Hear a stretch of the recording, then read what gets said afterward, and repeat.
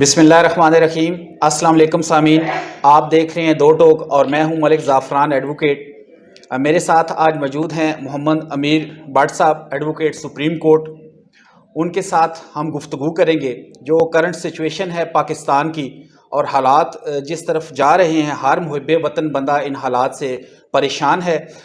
بالخصوص جو کچھ دن پہلے چیئرمین پاکستان تحریک انصاف عمران خان کے جلسے پر مارچ پر جو ایک قاتلانہ حملہ ہوا ہے، اس کے پس منظر میں جو اب کہانیاں بن رہی ہیں، جو باتیں سامنے آ رہی ہیں، اس نے قوم کو واضح طور پر دو حصوں میں ڈیوائیڈ کر دیا ہے، جو یقینی طور پر کوئی اچھا شگون نہیں ہے۔ تو میں اس سے پہلے جو یہ سارا مسئلہ ہوا ہے اس کے قانونی پہلو پہ بات کروں گا امیر بٹ صاحب سے، کہ بٹ صاحب ہمیں بتائیں کہ جب ان پر حملہ ہوا اور اس کے بعد عمران خان کا جو ورژن آیا، ان کے ایک قریبی عزیز محمد زبیر نیازی نے جو اپلیکیشن دی، اس پر ایف آئی آر آج تک کیوں درج نہیں ہوئی؟ السلام علیکم بٹ صاحب۔ آپ جیسا کہ تمام پس منظر سے آگاہ ہیں پاکستان کی سیاست سے، اور یہ جو حالیہ دنوں میں چیئرمین تحریک انصاف عمران خان پر حملہ ہوا ہے، تو قانونی طور پر آپ کیا سمجھتے ہیں کہ جب ان پر حملہ ہوا اور پھر ان کی طرف سے ایک تحریری درخواست آئی ایس ایچ او متعلقہ پولیس حکام کے پاس، تو اس پر آج تک ان کے ورژن کے مطابق جو ہے وہ ایف آئی آر نہیں کاٹی گئی؟ بسم اللہ الرحمن الرحیم۔ دیکھیں، بات یہ ہے کہ پہلے تو میں نے میرے خیال میں فیس بک پہ میں نے وہ جو ڈرافٹڈ اپلیکیشن ہے جو دی گئی ہے نیازی صاحب کی جانب سے، وہ اپلیکیشن مجھے تو کسی پروفیشنل وکیل کی سچی بات نظر نہیں آتی کہ وہ کسی پراپر وہ اپلیکیشن، اس کی جو فارمیٹ ہے وہ بھی اتنی نہیں ہے، بہت بیک گراؤنڈ بڑی لمبی چوڑی اس میں کہانی لکھی گئی ہے جو دراصل ایسے نہیں ہونی چاہیے، اور اس طرح کی اپلیکیشن کو پہلے کنسلٹ کیا جانا چاہیے۔ ہوئیور اپلیکیشن جس وقت آ گئی اور جو کمپلیننٹ ہے جب وہ یہ کہہ دے کہ میرے فلانے فلانے ملزمان ہیں یا ان کے اوپر وہ الزام لگاتے ہیں، تو قانون اس کے اوپر بڑا واضح ہے، جو ہمارا ملکی قانون ہے، سیکشن 154 ہے، جو یہ کہتی ہے کہ جو ہی آپ کے پاس کوئی کاگنیزبل افینس یا قابل دستاویزی جرم جس کو ہم کہتے ہیں، اگر اس کے کنٹینٹس میں جو درخواست ہے وہ اگر آپ کے پاس آئے تو ایس ایچ او کو یہ چاہیے کہ وہ فوری طور پر اس کی کمپلینٹ کو درج کرے، جس کو ہم فرسٹ انفارمیشن رپورٹ کہتے ہیں۔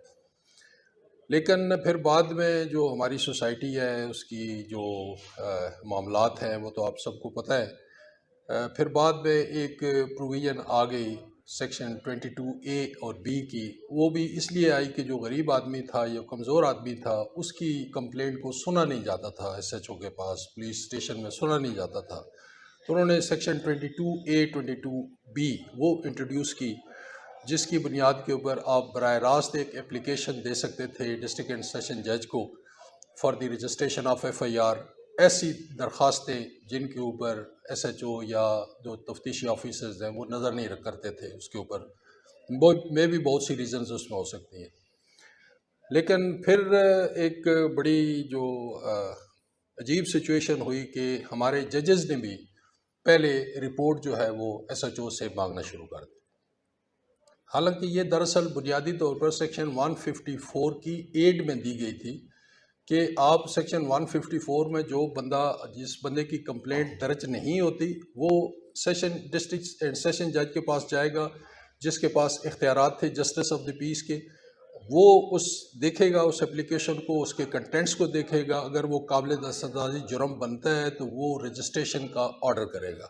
لیکن یہاں پہ بھی ہماری کورٹس نے بھی بدقسمتی سے پھر ایک پریلیمنری انکوائری وہ سٹارٹ کر دی۔ اب بات صرف یہ ہے کہ ہمیں صرف یہ دیکھنا ہے، ایس ایچ او نے بھی صرف یہ دیکھنا ہے اور ہمارے جو جسٹس آف دی پیس ہیں انہوں نے بھی صرف یہ دیکھنا ہے کہ وہ جو اپلیکیشن ہے اس میں کیا قابل دستاویزی جرم بنتا ہے یا نہیں بنتا۔ اس میں بٹ صاحب آپ نے اور بڑا اگر وہ میں تھوڑی آپ کی بات کر رہا ہوں، اگر اس میں قابل دستاویزی جرم بنتا ہے تو پھر ایف آئی آر درج ہونی چاہیے۔ اب جو باقی اپریہنشن ہے الزام علیہم کے خلاف، یعنی جن کے خلاف آپ الزام لگاتے ہیں، ان کے پاس یہ رائٹ ہے کہ جس وقت ایف آئی آر درج ہو جائے تو اس کے بعد انویسٹیگیشن ہو، اور انویسٹیگیشن میں وہ اپنے آپ کو بے گناہ ثابت کر سکتے ہیں۔ بڑی سمپل سی بات ہے، بینگ اے اگر اسٹوڈنٹ آف لا، میں آپ جی کو جی تھوڑا سا بات آپ نے بالکل بہت اچھی بات کی. یہ تو قابل دست اندازی والا یہاں پر تو معاملہ ہی نہیں ہے. اسٹریٹ ہاں فائرنگ ہوئی ہے، بندے زخمی ہوئے ہیں، تو قابل 7-8 دست یہ اندازی، ہے وہ تو ہے ہی ہے. اس کا مطلب ہے اس میں قابل دست اندازی جرم ہے. اس میں صرف یہ کہنا چاہتا ہوں کہ جو خان صاحب نے پہلے 3 نام لیے تھے، ہاں ایک جی ہمارے ادارے کے سیکورٹی افیسر تھے، اس میں ایک رانا ثناء اللہ صاحب ہیں وزیر ہاں جی داخلہ، اور ایک پرائم منسٹر صاحب. جی جی تو اس سے پہلے بھی پرائم منسٹرز پر ایف آئی آرز ہوتی رہی ہیں. ہوتی رہی ہیں جو بالکل. جمہوری لیڈر ہیں، سیاستدان ہوتے ہیں، ان پہ مختلف ادوار میں سچی جھوٹی ساریاں کہانیاں بنتی ہیں، ایف آئی آرز ہوتی ہیں. تو ایف آئی آرز کا یہ مطلب تو نہیں ہے کہ جس پہ الزام لگایا گیا وہ گلٹی ہو وہ گیا. گلٹی بالکل نہیں ہے، لیکن ایسی اس کوئی پہ مطلب جو دوسرا سوال یہ اٹھ رہا ہے کہ پنجاب میں جو حکومت ہے وہ عمران خان کی حمایت یافتہ پرویز الہی ہیں، جن کو پی ٹی آئی نے ووٹ دی ہے. آئی جی ان کا ہے، سی سی پی او لاہور ہے، آر پی او جو گجرات ہیں. یہ تمام افسران جو ہیں یہ پنجاب حکومت کے انڈر کام کرتے ہیں. تو پھر ایک جینون جو ایشو تھا، ایک جو ریئل پرابلم تھا کہ وہ ایف آئی آر جو ہے وہ ہونی چاہیے تھی، وہ کیوں نہیں ہوئی؟ گورنمنٹ آف پنجاب کیوں جو ہے اس سے ہچکچا رہی ہے، اور پس پردہ کیا حقائق چاہ رہے ہیں؟ قانون کی بات کو اگر تھوڑا سا ہم سائڈ پہ رکھیں تو آپ کیا سمجھتے ہیں کہ یہ کیوں ایسے ہو رہا ہے؟ دیکھیں یہ بڑا اپنے یہ سوال اٹ سیلف اپنے اندر بہت سے خطرناک جوابات مانگتا ہے، جو کہ شاید میں دینے کی اس پوزیشن میں نہیں ہوں. لیکن میں نے کیونکہ یونیفارم پہنی ہوئی ہے اور میں لیگل فٹرنیٹی سے میرا تعلق ہے، میں اتنی بات ضرور کر سکتا ہوں کہ چیف منسٹر کی کیا جرت ہے کہ وہ ایف آئی آر درج کرے، جب کہ ہمارے ایک ادارے کے ایک حاضر سروس جنرل اعلیٰ صاحب کا، عہدیدار جنرل اعلیٰ صاحب. عہدیدار جنرل صاحب کا نام بیچ میں موجود ہے، تو چیف منسٹر کی کیا ضرورت ہے؟ اب سوال یہ ہے نا جی کہ جو لوگ تو یہ بات کر رہے ہیں کہ اس سے شاید عمران خان اور پرویز الہی کے درمیان کوئی کنفرنٹیشن کی بات، اس کو یہ آگے بڑھانے کی کوشش کر رہے ہیں. میں نہیں سمجھتا کہ اس طرح کی کوئی بات ہے، کیونکہ چیف منسٹر چاہے بھی تو ایف آئی آر نہیں ہو سکتی، کیونکہ ہمارے ملک میں جو براہ راست تو نہیں، انڈائریکٹ جو گورنمنٹ ہے، جو طاقت ہے، وہ آپ کو پتہ ہے کس ادارے کے پاس ہے. میں تو بٹ اس صاحب لیے میں نہیں سمجھتا کہ تھوڑی سی ان آپ کی کی بات مرضی کو کے بغیر کوئی ایف آئی آر ہو سکتی ہے، نہیں ہو سکتی. تھوڑی سی اس بات کو بڑھاتے ہوئے، ہمیں اپنے اداروں سے بہت پیار ہے، ان کی قربانیاں بھی ڈکی چھپی نہیں کوئی ہیں. شک نہیں، کوئی لیکن شک نہیں. تھوڑا سا جو میں آپ کیونکہ تحریک انصاف سے بھی آپ کا جی تعلق جی ہے، جی تو یہ میں سمجھتا ہوں کہ یہ کوئی تحریک انصاف کی تھوڑی سی ناکامی نہیں ہے کہ وہ جن بندوں کو ٹارگٹ کرنا چاہتے تھے، جن کا ان پہ شک ہے، وہ بالواسطہ طور پہ یا انڈائریکٹ جو ہے وہ ادارے کو کہیں نشانہ بنا بیٹھے ہیں. یہ تاثر نہیں ابھرا؟ دیکھیں بات یہ ہے نا جی کہ جو کمپلیننٹ ہے یہ تو اب اس کی ڈسکریشن ہے، اس کی سویٹ ول ہے، یا وہ یہ سمجھتا ہے کہ میرے اس جو اٹیک ہے اس کے پیچھے فلانی فلانی طاقت موجود ہے. آپ کی پاکستانی ہسٹری جو ہے وہ بڑی خطرناک ہے. دیکھیں سیکشن 109 میں ذوالفقار علی بھٹو جو ہے وہ ہینگ ہوا ہے، اور یہ ہماری دنیا کی تاریخ میں یہ پہلی اور آخری پہلی کنوکشن آج تھی، تک پہلی آخری ہے کنوکشن 109 تھی، میں. جی پہلی کنوکشن تھی. ٹھیک ہے، جو ذوالفقار علی بھٹو کو صرف اس بنیاد کے اوپر کہ انہوں نے کسی کو کہا ہے یا اسسٹ کیا ہے یا کسی ان کو کی آرڈر ماں پہ کیا کسی نے ہے قتل یا کیا. ان کی ماں پہ ہوا ہے. اسی طرح دیکھیں، اسی طرح جو جنرل صاحب کا نام لیا گیا ہے وہ بھی ایک خطرناک ایلیگیشن ہے جو ان کے خلاف ہے. چاہیے یہ تھا کہ جو کمپلیننٹ ہے، جو عمران خان صاحب ہیں یا ان کے ساتھ جو دوسرے ساتھی ہیں، ان کا براہ راست ان کا اس میں نام نہ لیتے، پرائیویٹ لوگوں کے خلاف نام لیتے تو ایف آئی آر بھی ہو جاتی. انویسٹیگیشن کے دوران جو ہے یہ معاملات بھی آ سکتے تھے کہ اس میں کون کون اگر کوئی انوالو ہو ایویڈنس ہوتی سکتا تو وہ ہے، ڈسکلوز کر سکتے تھے. کو ڈسکلوز کر سکتے تھے، وہ اپنی ایویڈنس میں وہ چیزیں لا سکتے تھے. براہ راست نام لینا کسی ادارے کا میں نہیں سمجھتا کہ یہ کوئی درست موو ہے، یہ درست موو نہیں ہے. لیکن بات اپنی جگہ پہ موجود ہے کہ وہ ایف آئی آر کیسے ہوگی؟ نہیں ہو سکے گی میرے بھائی جب تک وہ ادارہ جو ہے وہ چیف منسٹر کو کہے کہ ٹھیک ہے جی آپ بے شک ہم اپنی کر دیں، صفائی دینے کو ہم تیار اپنی ہیں. صفائی دینے وی کو آر تیار ہیں، انوسینٹ، ہمارا اس سے کوئی تعلق اور نہیں. ہم صفائی دینے کے لیے تیار ہیں. اور اس سے ایک تاثر بھی بہت اچھا پڑ جاتا اگر یہ ایف آئی آر ہو جاتی اور بعد میں وہ ایگزانریٹ ہو جاتے ڈیورنگ انویسٹیگیشن، تو اس سے ایک اور اچھا تاثر پڑ جاتا. وہ جو ادارے کی نیک الزام ہے، نامی میں اضافہ ہوتا. الزام ہے جو ایک بہت بڑے ادارے کے اوپر جس کی ہم رسپیکٹ بھی کرتے ہیں، وہ ایگزانریٹ ہو جاتا، وہ بچ جاتا، اور عوام بھی جو ہے نا وہ بھی جو ہے نا وہ باہر سڑکوں پہ نہ نکلتے اس بنیاد کے اوپر. چاہیے یہ تھا کہ FIR ہو جاتی.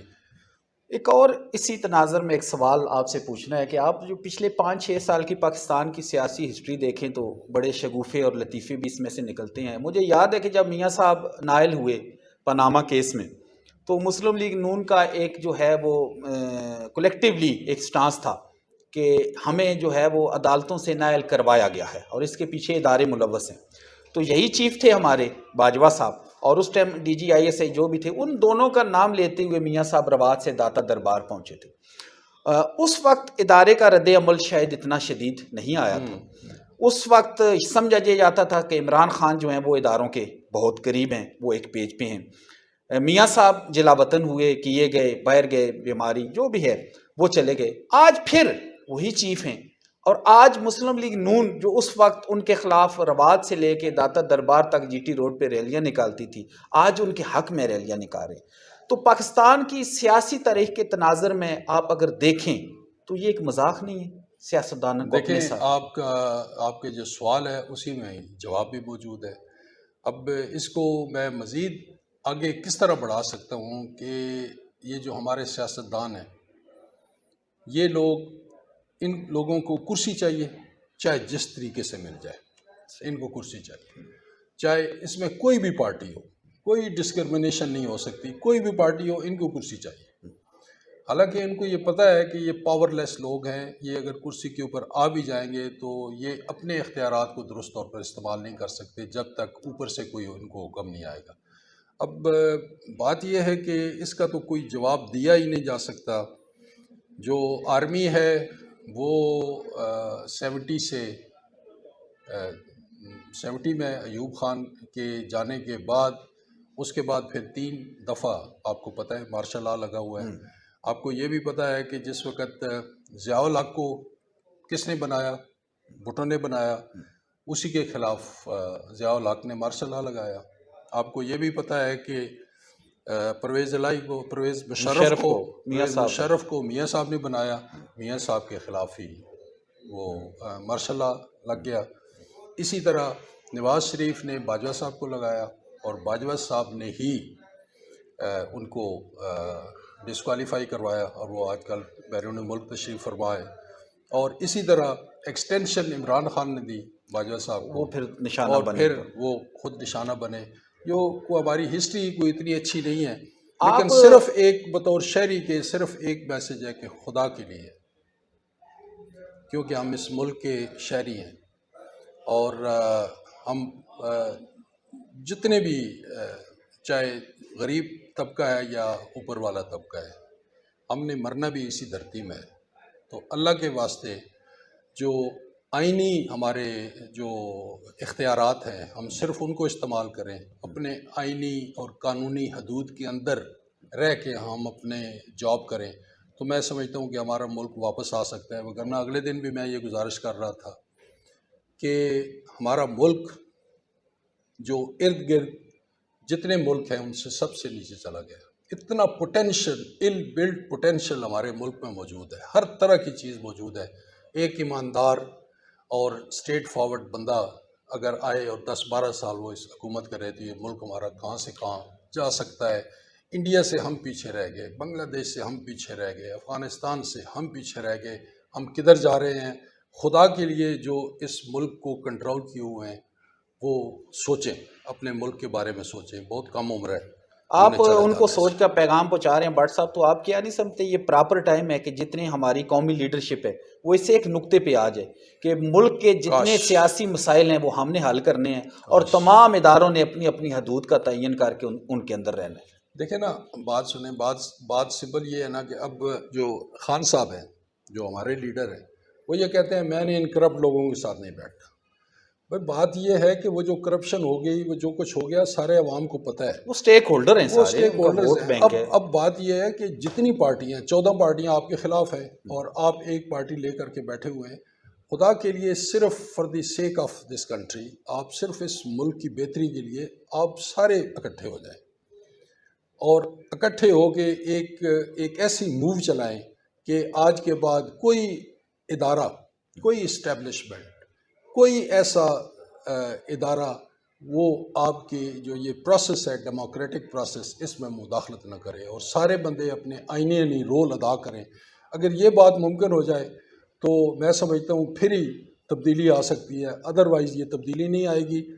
کبھی آرمی کا سہارا مسلم لیگ نون لے لے گی، کبھی آرمی کا سہارا تحریک انصاف لے گی، کبھی کوئی پیپلز پارٹی لے لے گی، کبھی کوئی اور لے لے گی، اور اس طریقے سے وہ اپنے اقتدار میں تو ضرور آئیں گے لیکن اس ملک کی ترقی بالکل بھی نہیں ہو سکتی. اور میں نہیں سمجھتا کہ جب تک یہ طریقہ کار چلے گا تو ہمارا ملک ترقی کرے گا. بہت شکریہ بٹ صاحب، تھینک یو ویری مچ. آپ نے ویوز سنے. یقیناً بٹ صاحب نے جو باتیں کی ہر محب وطن پاکستانی کی دل کی آواز ہے.